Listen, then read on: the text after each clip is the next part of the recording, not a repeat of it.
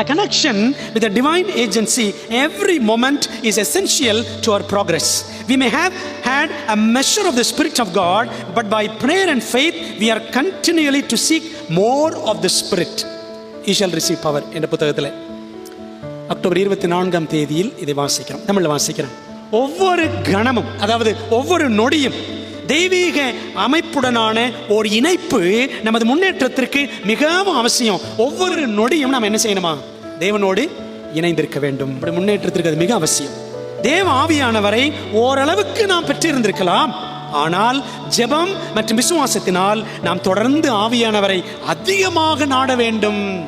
ஆவியானவர் பெற்றிருக்கிறேன் நினைச்சிருக்கலாம், சொல்லலாம். ஆனால் ஜெபத்தின் மூலமாக, விசுவாசத்தின் மூலமாக என்ன செய்யணுமா? ஆவியானவரை நாம் தொடர்ந்து பெற்றுக்கொண்டே இருக்க வேண்டும். இயேசுவில் நிலைத்திருத்தல் என்றால் பரிசுத்த ஆவியை இடைவிடாமல் பெற்று இயேசுவுக்குள் வாழ்கிற ஒரு வாழ்க்கை ஆகும்.